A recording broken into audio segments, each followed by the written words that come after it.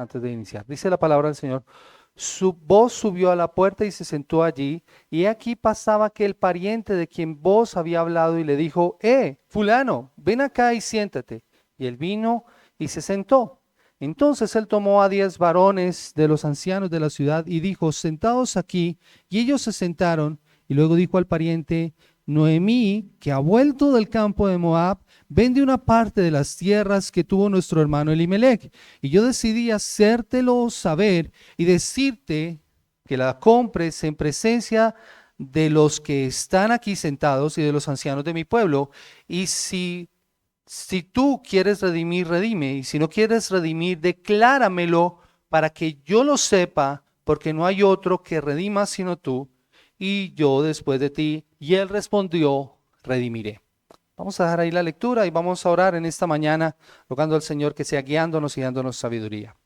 Soberano Señor Dios, hoy en el precioso nombre de Cristo Jesús queremos darte gracias por tu bondad, tu misericordia y tu favor. Al permitirnos, Señor, estar en este lugar escuchando tu palabra y venir, Señor, para ser enseñados y edificados por ella, Señor. Rogamos que tú seas en tu gracia y en tu favor dirigiéndonos y guiándonos un correcto entendimiento de lo que está expuesto aquí. Señor, ayúdanos a aplicar esta porción de tu palabra y que el propósito para el cual se ha presentado, Señor, se cumpla en nuestras vidas. Habla a nuestras vidas y a nuestros corazones por medio de tu palabra y que seamos transformados en nuestro entendimiento de tal manera que cambie nuestra manera de vivir, Señor. Oh, rogamos también que tu nombre y tu gloria sean exaltados, que tu pueblo se ha llevado al compromiso y a la santificación y que el pecador se ha llevado al arrepentimiento y a la fe por medio de tu palabra y por la obra poderosa de tu Espíritu Santo. Es nuestro ruego y nuestra oración en el precioso nombre de Cristo Jesús. Amén. Amada iglesia, hoy damos por finalizada nuestra serie en el libro de Ruth, una historia que ha sido contada en 4 capítulos y que nos muestra lo que nosotros titulamos como el tema central de esta historia, el verdadero amor, el amor que redime. La historia de Ruth nos revela varios aspectos que yo quiero que son importantes para nosotros. La vida de fe, la vida cristiana, la vida que nosotros llevamos en el Señor no es una autopista en la cual tú vas tranquilo y sin obstáculos a una buena velocidad y donde vas a llegar seguro a tu destino. No, mis amados hermanos, la vida cristiana es más bien como un camino estrecho, lleno de baches, de curvas, de precipicios, que en ocasiones no es fácil transitar.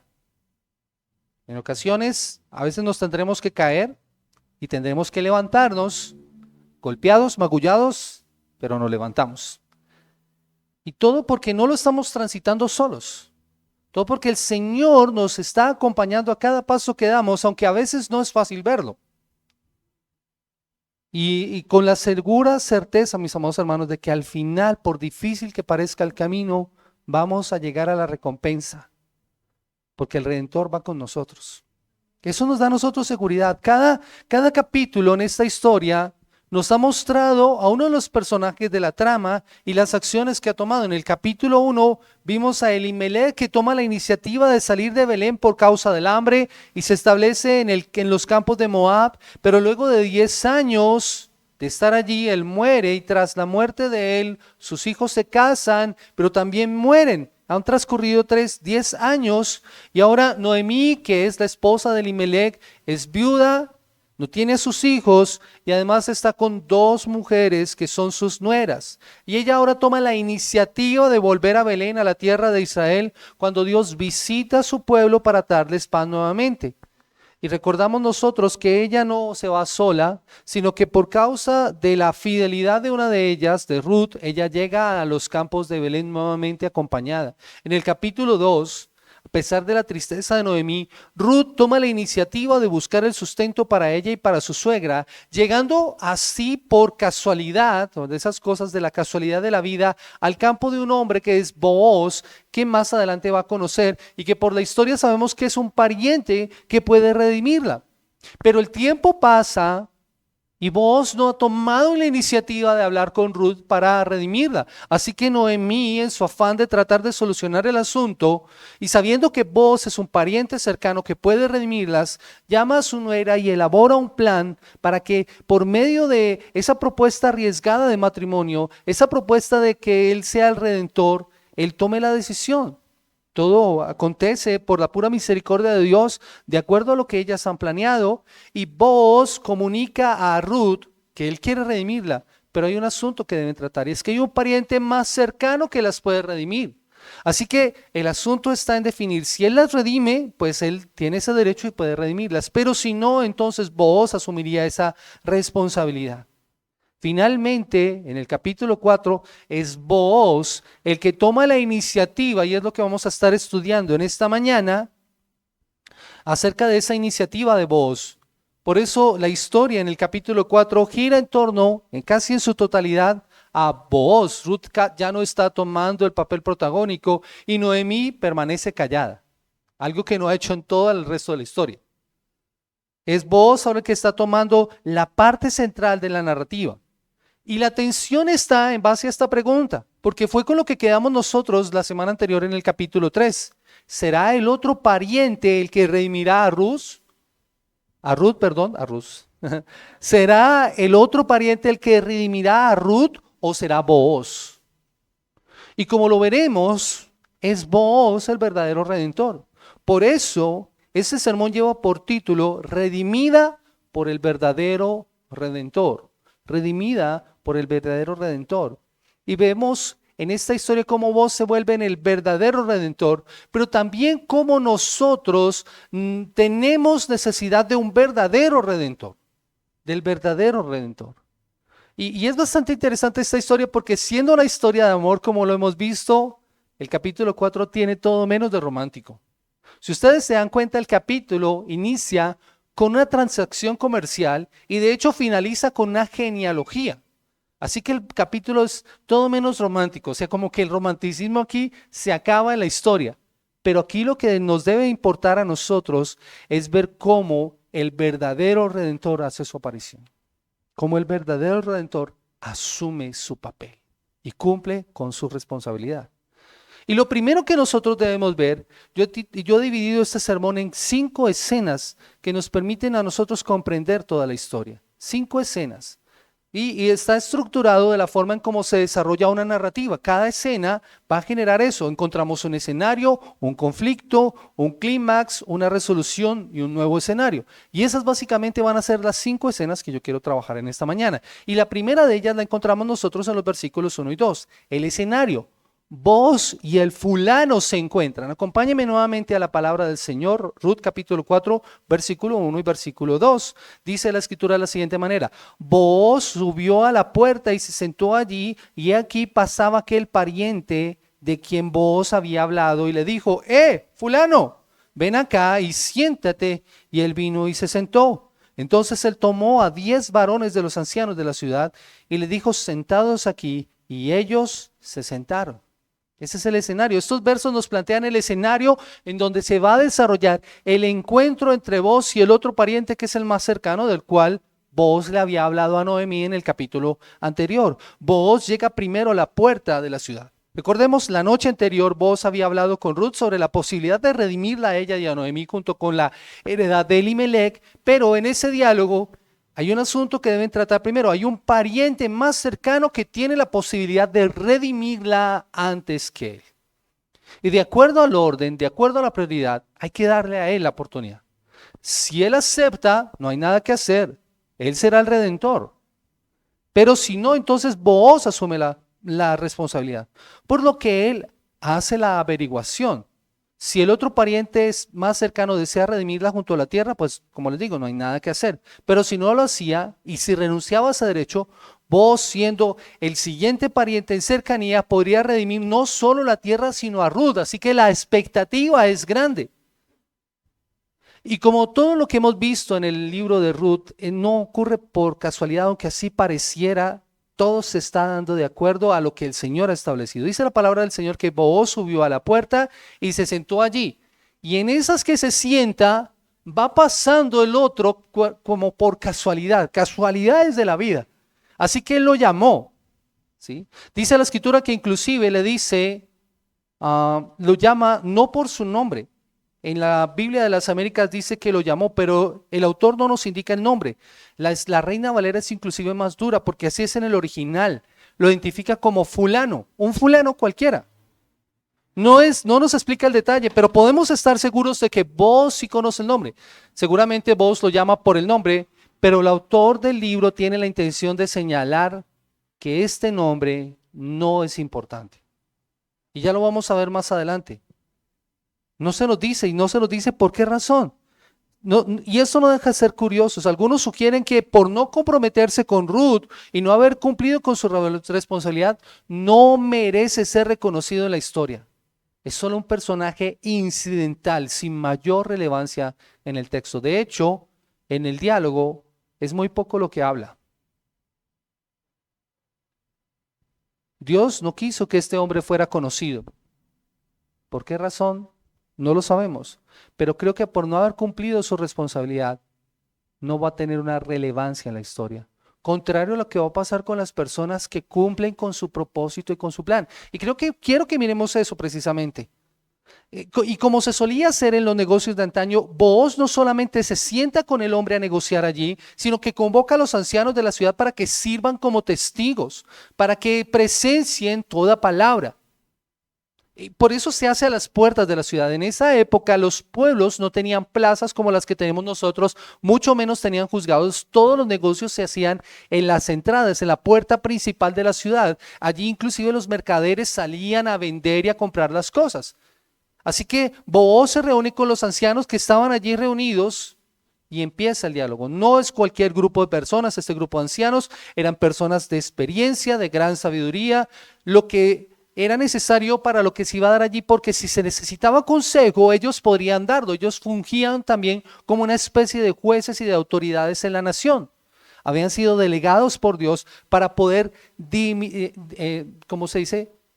Solucionar conflictos, y eso lo vemos nosotros desde la época de Moisés, cuando él estableció ancianos para que lideraran al pueblo. Son este mismo grupo de personas. Así que el escenario está puesto y todo está listo para que se desarrolle la siguiente escena y que nos lleva al conflicto. Eso que está generando la tensión. ¿Quién será el redentor de Ruth? ¿Booz o el otro fulano?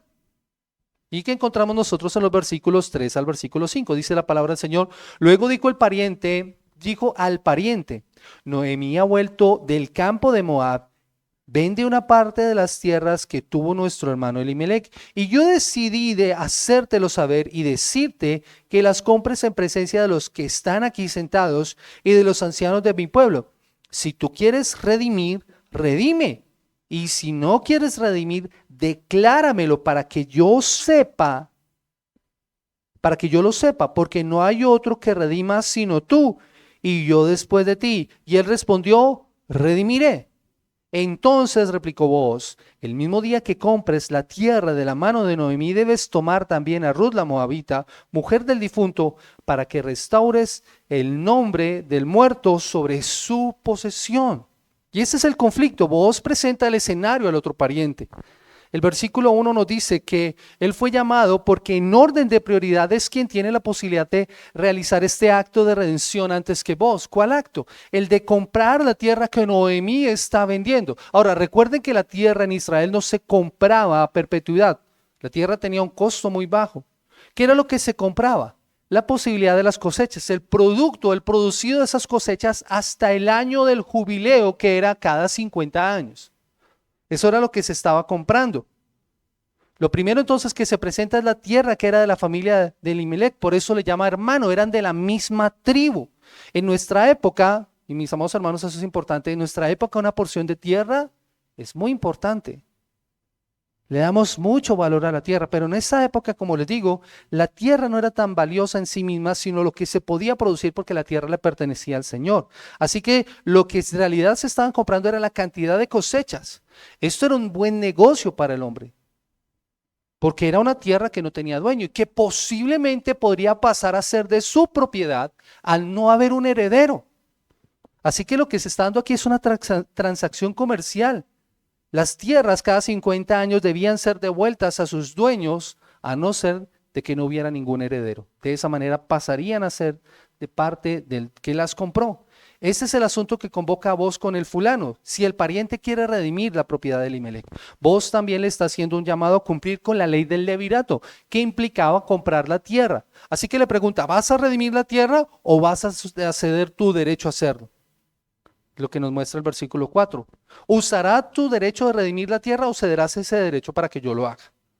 Es necesario aclarar el asunto por eso delante de los ancianos y delante de la gente del pueblo que está escuchando, como lo vamos a ver más adelante. Vos está actuando, como les digo, rectamente y en presencia de otros para que más adelante no vaya a haber malos entendidos. Por eso le está diciendo, tú antes que yo tienes ese derecho. ¿Lo vas a tomar? ¿Sí o no? Dímelo. Con esto le dice, toma una decisión para saber yo qué debo hacer. Toma una decisión. ¿Qué vas a hacer? Así, vos no manifiesta todavía su interés en redimir la parte de la tierra. Solo está poniendo en conocimiento el asunto. Eso es lo que está diciendo. Muchos podrían inclusive especular el actuar de vos porque hasta el momento no había mencionado nada de Ruth. Solo hasta que él dice que va a redimir. Pero no podemos decir nada al respecto porque eso quedaría más bien en el campo de la especulación. Algunas personas se atreven inclusive a decir, no, es que él estaba esperando para dejar, ese es el as bajo la manga de vos. No lo sabemos. Pero el versículo 4 nos muestra al final la respuesta. Miren el final del versículo 4. Entonces después de que vos le ha presentado el escenario dice, y él respondió, yo redimiré.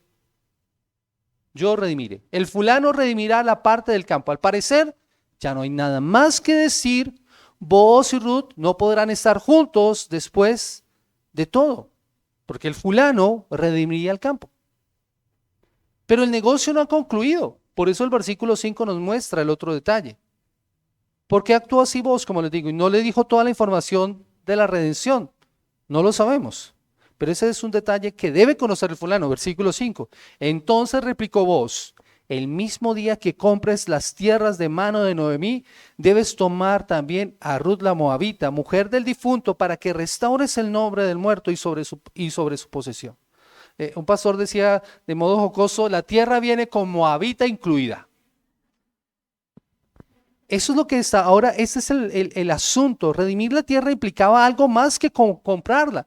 De hecho, el negocio para el fulano era buenísimo.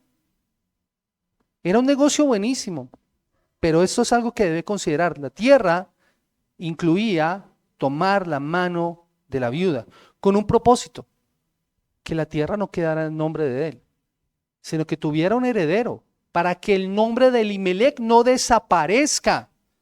Por lo que su responsabilidad no era solamente con la tierra, era con Ruth, era con Noemí. Y él debía cumplir la ley del levirato. Eso es lo que le está diciendo vos. Tú tienes la primera opción, tú debes cumplir con la ley del levirato. Debes cumplir con lo que la ley nos ordena. Y de paso tendría una responsabilidad no solo con la tierra, sino con las mujeres, por las que no solo tendría que proveer, sino que debía recibirlas en su casa como miembros de su familia. Y esto ya no es tan buen negocio. Esto conlleva una serie de asuntos que el pariente debe considerar y que tal vez no vio al principio. Y yo creo que un comentarista, David Burr, nos lo aclara muy bien. Escuchen lo que dice él. Él dice, el pariente no solo tendría que proveer para 2 mujeres más dentro de su familia, hay otras consideraciones legales. Y muy claramente son estas las que lo frenan en su decisión de redimir el campo. Según la ley del levirato, el primer hijo nacido del matrimonio de una viuda con su cuñado o pariente cercano no sería su hijo, sería considerado hijo del difunto. O sea, este fulano, si se casaba con Ruth, el primer hijo que tuviera no sería hijo de él. En sangre sí, pero en título sería hijo de Malón, el esposo de Ruth. Por lo tanto, sería descendiente de Elimelec, no de él.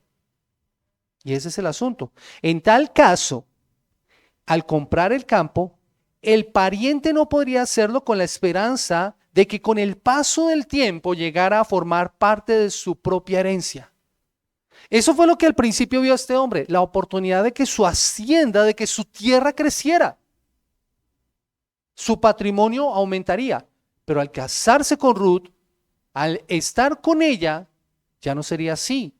Su patrimonio no aumentaría. De hecho, tendría el riesgo de disminuir, porque la implicación era proveer un heredero a Malón. Cuando este hijo naciera, el campo ya no sería de él, sino de su hijo. Si bien el heredero sería carnalmente del pariente, la ley y la sociedad lo considerarían hijo de Malión. Todo el esfuerzo, todo el gasto, todo el sacrificio del pariente serían dirigidos no a su enriquecimiento, sino a pensar en la descendencia de Malón, a expensas inclusive de su propia familia. Y esto ya lo frena. Por eso esta escena nos prepara para el clímax de la historia. Él debe considerar seriamente este asunto. ¿Va a redimir a Ruth o no? Redimirá. Eso es como las novelas, ¿no? ¿Han escuchado eso? ¿Redimirá al pariente más cercano a Ruth la Moabita? ¿Qué pasará entre Ruth y Booz con la aparición de este fulano? ¿Qué pasará? ¿Qué pensará todo esto Noemí? Así que no se pierda el desenlace de esta apasionante historia. Ruth, el amor que redime.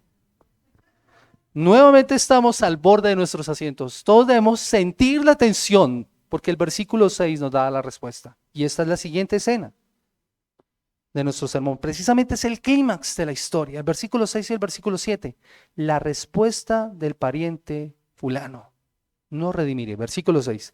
Y respondió el pariente: no puedo redimir para mí, no sea que dañe mi heredad. Redime tú usando de mi derecho, porque yo no podré redimir.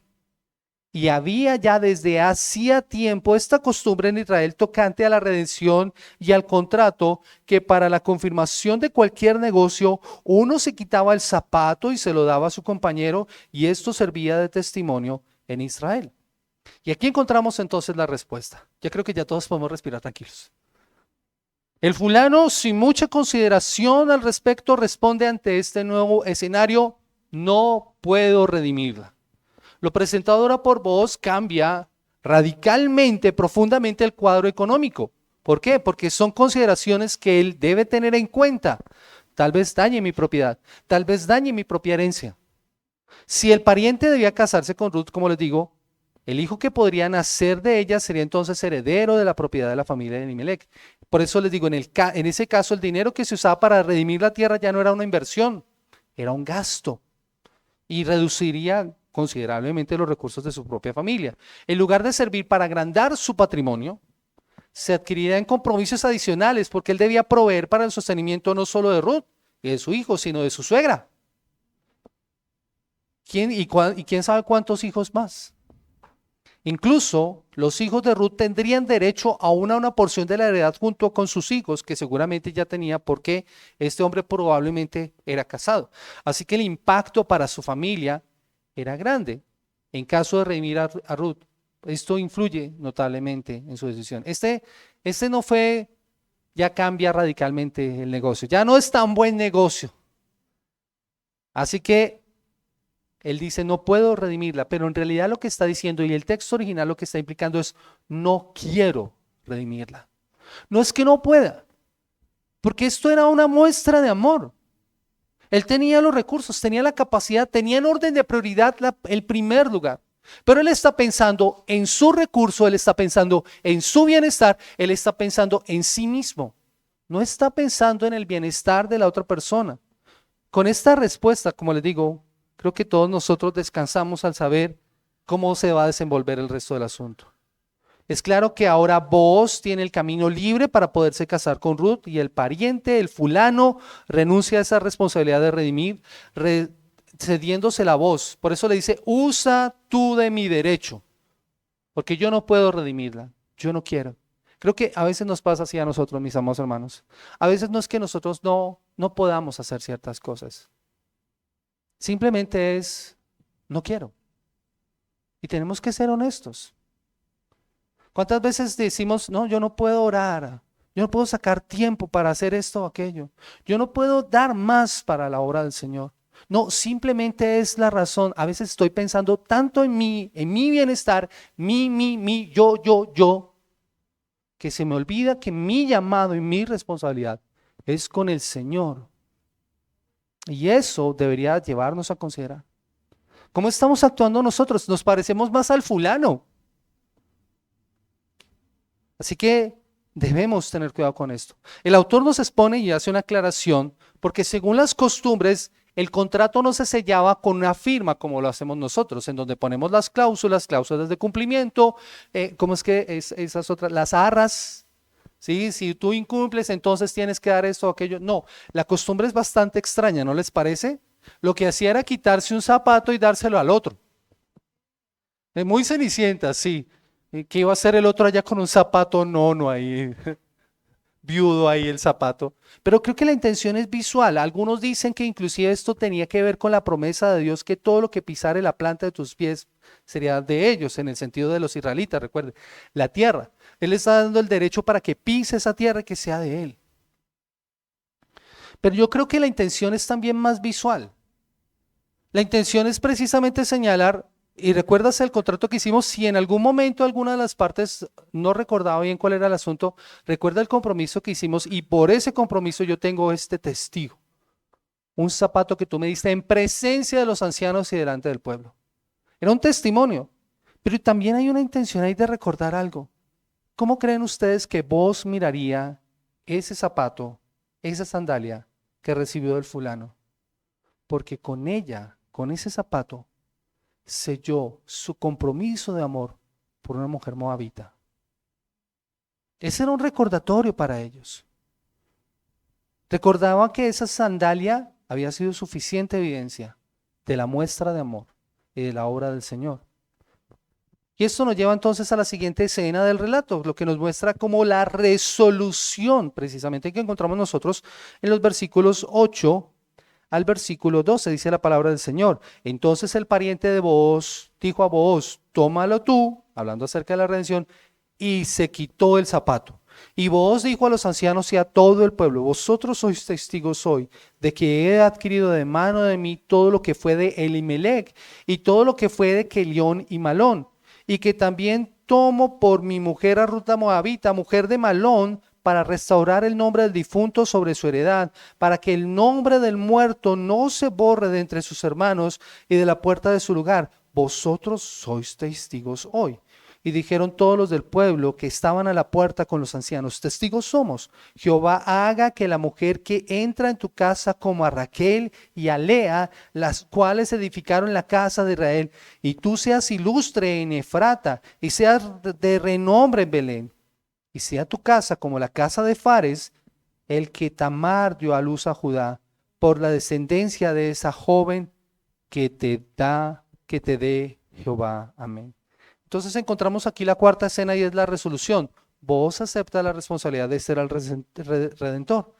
Como les digo, en vista de que el pariente más cercano no quiere redimir la heredad y con ella Ruth y a Noemí, el trato es sellado con la entrega de esa sandalia. En este caso, él se quita la sandalia cediendo sus derechos. Vos debes guardar esa sandalia como un testimonio, así como tú guardarías un contrato. Cuando tú haces un contrato, una compra-venta, tú lo guardas o no lo dejas en cualquier parte. Ese zapato debía ser guardado como un recordatorio en presencia de los ancianos. Vos apela entonces a los presentes y él como que quiere sellar el trato y recordarles a todos para que pudieran ser testigos más adelante, para que no hubiera lugar a dudas, que es lo que encontramos nosotros en los versículos 9 y 10, lo que le dice a los ancianos, ustedes son testigos, y les señala de qué son testigos ellos. Él recibe a Noemí y recibe de ella lo que era de Elimelec, de Kelión y de Malón, o sea, toda la familia de ella. Toma por esposa a Ruth, que hasta este momento sabemos de quién era esposa, recuerden, eran dos hijos de Elimelec, Kelión y Malón. Ahora en este momento sabemos que Malón fue el esposo de Ruth. Un detalle que hasta ahora el autor quiere que sepamos. ¿Y cuál es el propósito de esa redención? No solamente era adquirir la tierra, era restaurar el nombre del difunto sobre su heredad. Que esa heredad le perteneciera a la familia que debía pertenecerle. Así que la garantía de Booz es que la heredad no se perdería, perdón, porque vendría un heredero que evitaría que el nombre de la familia de Elimelec desapareciera de Israel. Y por eso dice de la puerta de su lugar. Llegaría un momento en donde entre los ancianos, así como muy seguramente estuvo Elimelec en muchas ocasiones, dirimiendo asuntos. Recuerda que Elimelec no era un hombre cualquiera, era un hombre importante en Israel, como lo vimos en el capítulo 1. Así que un heredero suyo estaría ahí representándolo ahí frente a los ancianos de Israel. Podría pararse en la puerta y hacer lo mismo que estaba haciendo Booz con los otros ancianos. Sus palabras son las mismas inclusive que ha usado antes en el versículo 5, lo que nos permite ver un contraste entre aquel que no quiso cumplir con su deber y otro, Booz, que por amor cumple con ese deber aun cuando no le correspondía hacerlo en principio. Eso es lo que nos muestra esta porción. Vos no está pensando en hacer crecer su hacienda. Vos no está pensando en el negocio, contrario a lo que le pasó al fulano. Vos no está pensando en su reino, no está pensando en su bienestar, no está pensando en sí mismo, está pensando en preservar el nombre de la familia. Él quiere ser fiel a lo que el Señor ha mandado. Iglesia, vos quieres ser fiel a lo que Dios ha mandado y eso es un llamado a la iglesia también, a ser fieles a lo que el Señor nos ha mandado. Él asume la responsabilidad de restaurar, miren lo que dice, restaurar el nombre del difunto. El recuerdo de quienes fueron no se perderían por el acto de bondad y de generosidad de Booz. Entonces no solo la garantía de la sandalia, sino el testimonio de los otros. Y alguien lo decía muy hermoso, el matrimonio, mis amados hermanos, tiene un propósito de reflejar la relación que Cristo tiene con su iglesia, demostrar el amor que el Señor tiene por su pueblo. Cuando alguien preguntara cómo sabemos que ama a Dios, una persona podría señalar, mira a Booz y a Ruth. Mira a Booz y a Ruth. Ese es el testimonio que nosotros debemos mirar. Booz nuevamente está obrando íntegramente delante de su pueblo y ellos serían testigos fieles de esa fidelidad. Así que el versículo 11 nos muestra es la bendición del pueblo hacia Booz. Ahora es el pueblo el que habla a los ancianos. En esta bendición lo que se hace es un recuento. Miren lo que dice el pueblo. Y dijeron todos los del pueblo que estaban a la puerta de los ancianos. Yo me imagino esta escena. No solamente los 10 ahí con Booz y el fulano ahí sentado, sino la cantidad de gente ahí mirando. Recuerden que la llegada de Noemí a Belén conmocionó al pueblo. Belén de por sí no era un pueblo grande, nunca lo fue.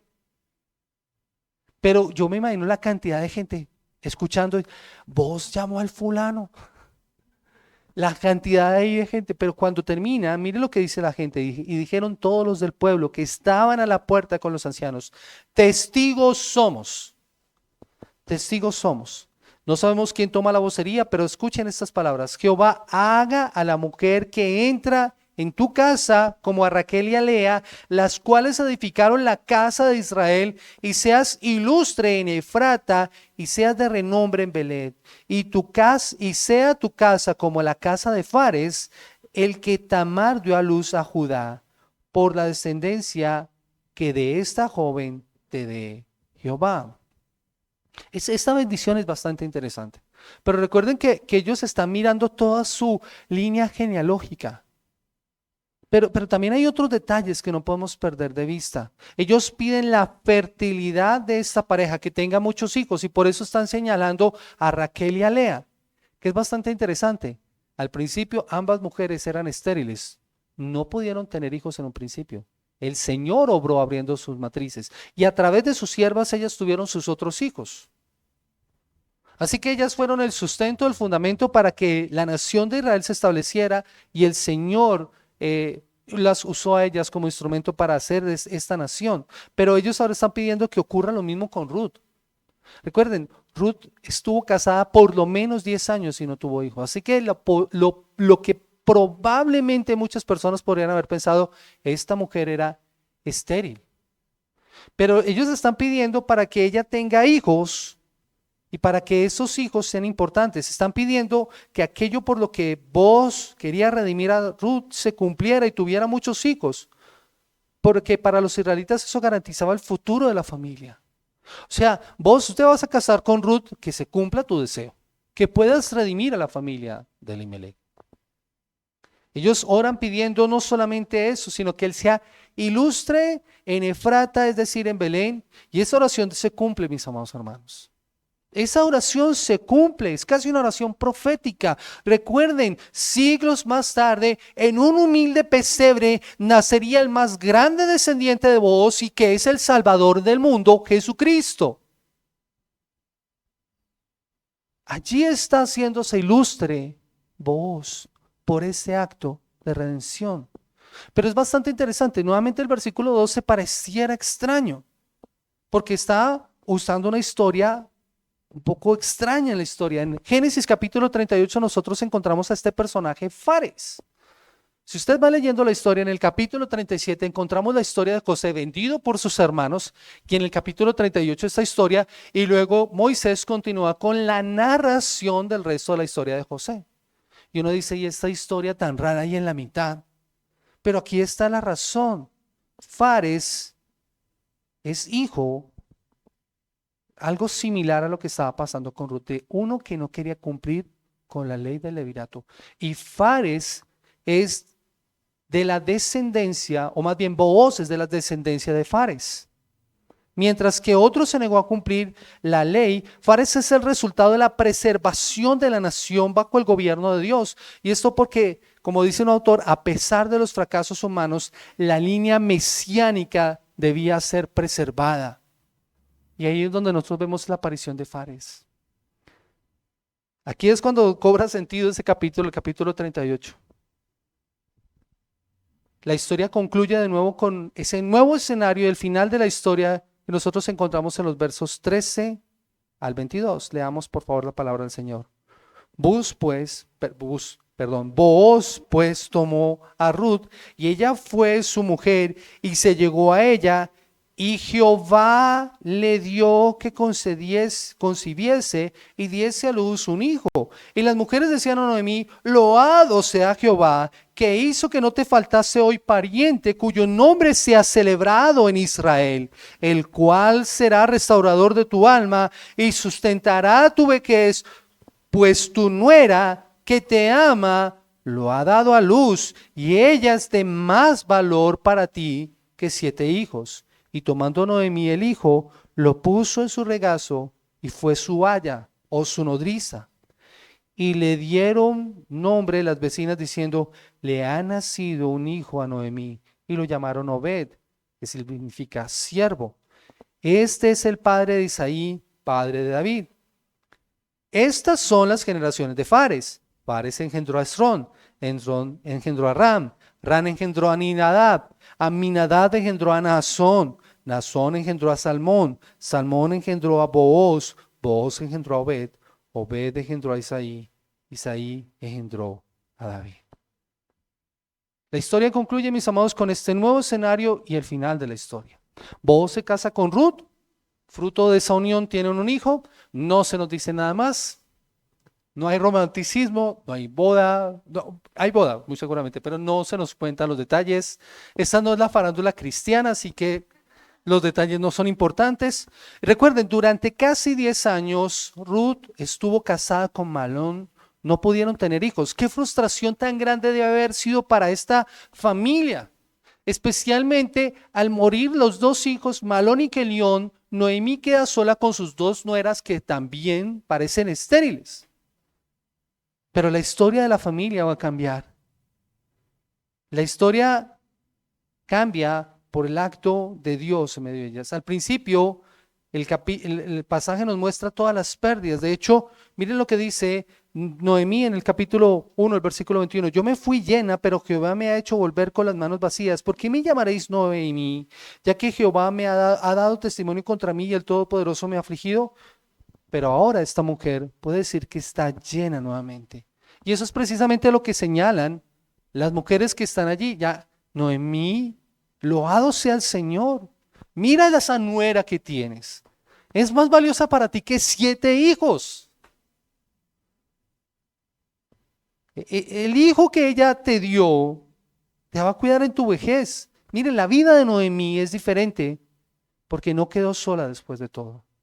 Eso es notorio entre sus vecinas, quienes le cambiaron el nombre. ¿Recuerdan? Ya no me llamen Noemí, que significa dulce o placentera. Llámeme Mara, pero aquí no la llaman Mara. Aquí, ¿cómo la llaman? Noemí. Noemí, Dios te hizo placentera de nuevo, Dios te hizo dulce de nuevo. Dios estaba obrando en los peores momentos para producir esta maravillosa resolución en esta historia, este nuevo escenario, por lo que podemos decir con toda seguridad que si confiamos plenamente en el Señor, así como lo hicieron estos personajes, como lo hizo Ruth, como lo hizo Noemí, como lo hizo Booz, descubriremos que a veces nuestras quejas contra el Señor son injustificadas. ¿Cuántas veces nosotros nos quedamos pensando en mi problema, en mi circunstancia difícil? Y se nos olvida poner nuestra confianza en Dios. Como dice el pastor John Piper, nuestro destino podría ser amargo, pero Dios está actuando para nuestro bien, tanto si podemos verlo como si no. Dios está obrando para nuestro bien, tanto si podemos verlo como si no. De eso podemos estar seguros. Así que Noemí toma al niño, lo cría como si fuera suyo, pero todo es resultado de la fidelidad de su nuera, de Booz, pero principalmente del Señor. Es Dios el protagonista de esta historia. Dios está obrando. Miren, mis amados hermanos, a veces pareciera que todo es casualidad, ¿no? Después de 10 años vuelve el pan, vuelven a la casa, a Belén. Ruth sale a buscar espigas y de casualidad se encuentra con Booz. De casualidad Booz, cuando va a solucionar el asunto, se encuentra con el fulano. Todo pareciera por casualidad. No, Dios está obrando detrás de cada detalle. Ahora ella puede dedicarse a lo que quería hacer. Obed es el hijo de Noemí y es el hijo que ella necesitaba, y por intermedio suyo la más grande promesa, la línea genealógica del Mesías que quedaba preservada hasta su llegada. Porque esto es fundamental, precisamente porque nos recuerda nuevamente el Evangelio. Este niño es el padre de Isaí, que fue el padre de David. Y de pronto cuando esta línea genealógica es mencionada, notamos un pequeño detalle, mis amados hermanos. Dios está obrando detrás de todo esto. Alguien lo expresa de esta manera: eso es como un tapiz. ¿Han visto los tapices cuando se tejen? Cuando tú te colocas detrás del tapiz y el que está elaborando el tapiz está pasando la aguja, tú solamente ves el hilo que está pasando, pero no estás viendo el diseño adelante del que está enfrente. Solo el que está enfrente del tapiz puede ver el diseño. A veces en nuestra vida pasa así. Nosotros estamos detrás del tapiz de lo que Dios está haciendo, pero Dios está obrando allí. Dios está en control de todo escenario. Y eso es lo que podemos ver. Todo el tiempo hay algo más grande, algo está ocurriendo detrás de todo el escenario. Y es más allá de lo que podemos imaginar. Dios no solamente estaba planificando una bendición temporal para esas personas, para vos, para Ruth y para Noemí. No, no es solamente eso. Dios estaba preparando la venida del más grande rey de Israel, David, y después de ello la esperanza más grande para toda la humanidad, un descendiente de David que es rey, Jesús el Mesías, que traería una nueva justicia, una nueva época de paz, de justicia, de libertad, de gozo, de liberación de la culpa y del sufrimiento. Por eso el verdadero y más grande redentor no es Obed, no es Booz, es el que nacería de ellos. El padre de Isaí, el padre de David, y por medio de ellos, el redentor del mundo. Nuevamente, creo que Piper lo expresa mucho mejor que yo. Esta sencilla historia se abre como un riachuelo que entra en un océano de esperanza. La gran historia detrás del escenario, mucho más grande de lo que nosotros podemos ver o imaginar. A veces nosotros nos quedamos viendo nuestras circunstancias, pero se nos olvida que Dios está obrando mucho más allá.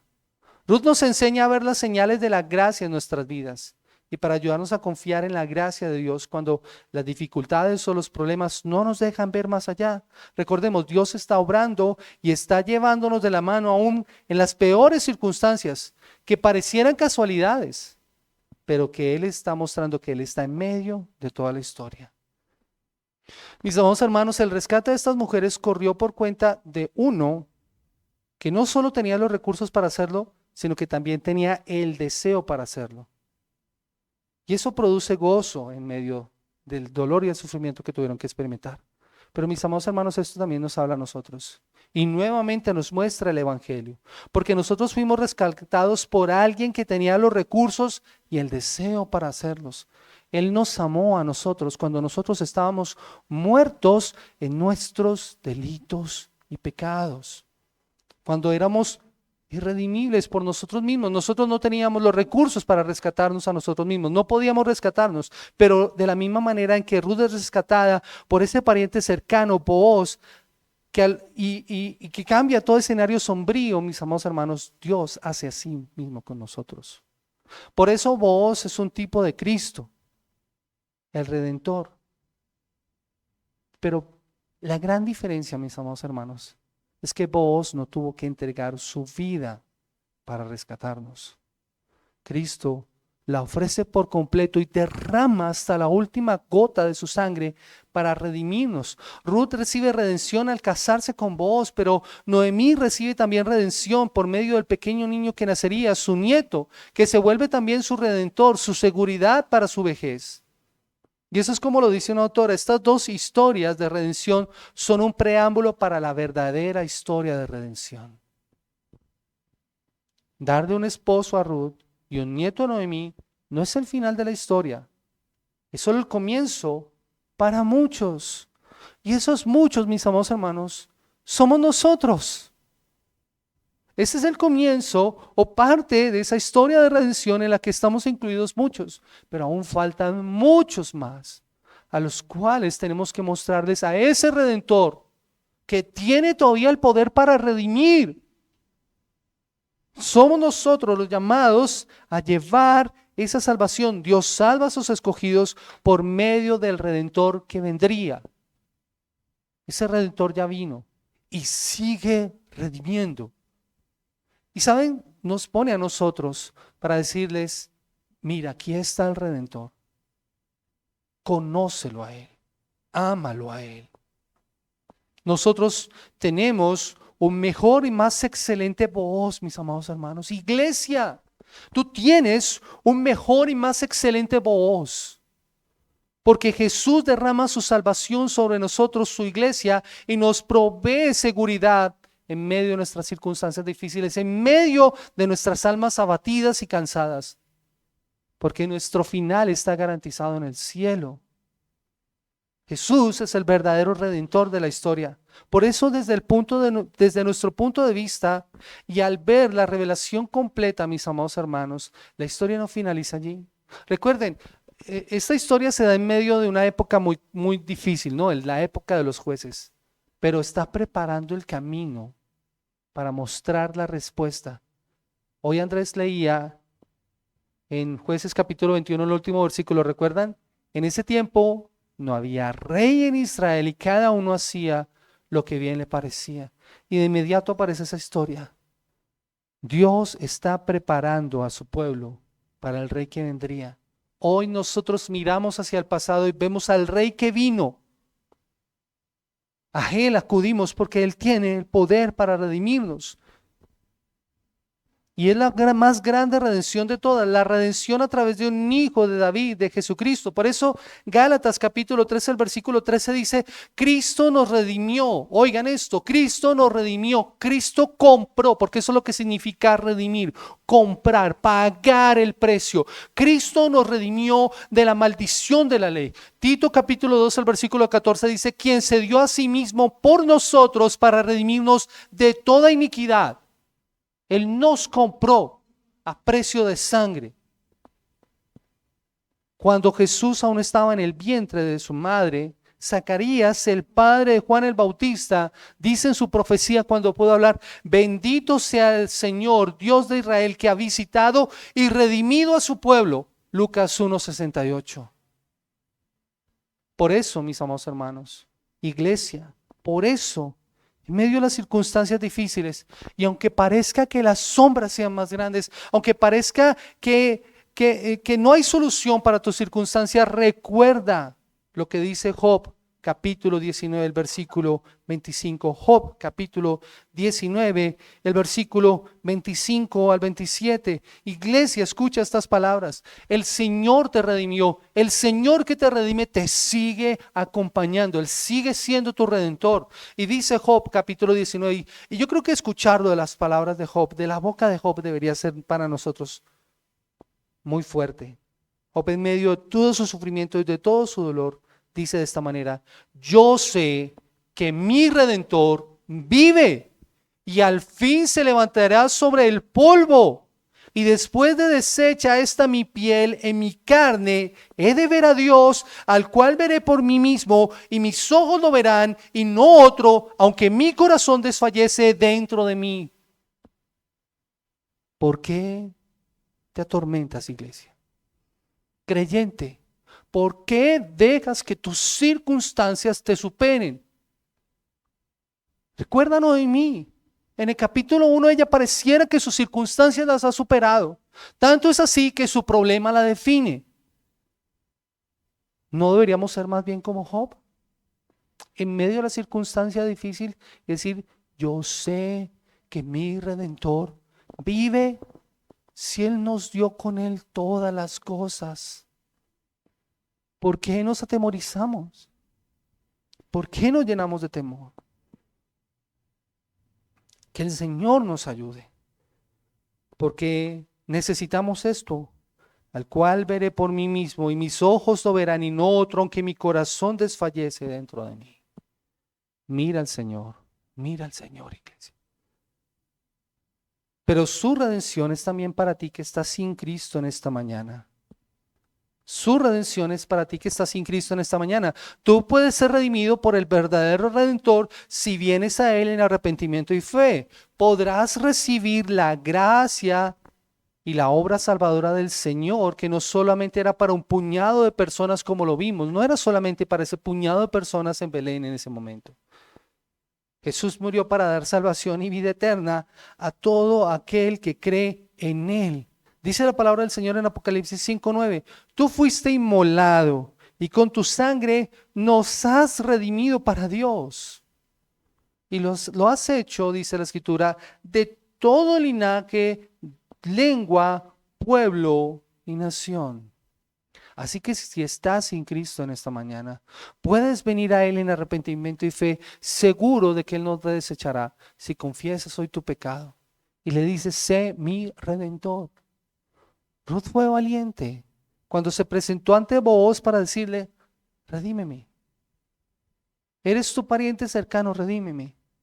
Y dice la palabra del Señor que quien va a Cristo, Él no le echa fuera. Si tú vas a Él en arrepentimiento y fe, ten por seguro que el Señor obrará y su sangre preciosa te redimirá. Ven a Él, ven al verdadero Redentor que tu alma necesita. Que el Señor bendiga su palabra en esta mañana. Vamos a orar. Señor, Redentor nuestro, tú que nos redimiste de la maldición de la ley, tú quien te diste a sí mismo por nosotros para redimirnos de toda nuestra iniquidad.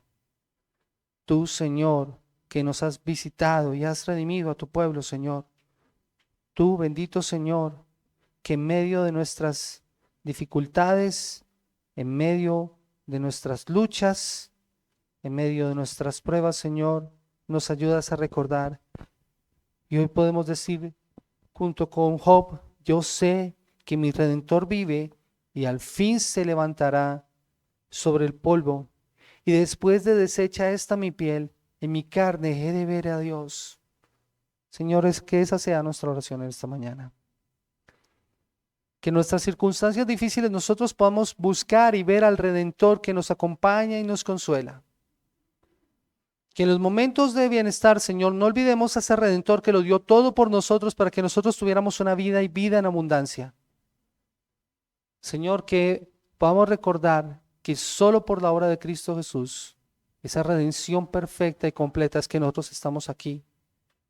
Señor, ayúdanos para que nuestros ojos te vean, Aunque nuestro corazón en ocasiones desfallece dentro de nosotros, ayúdanos.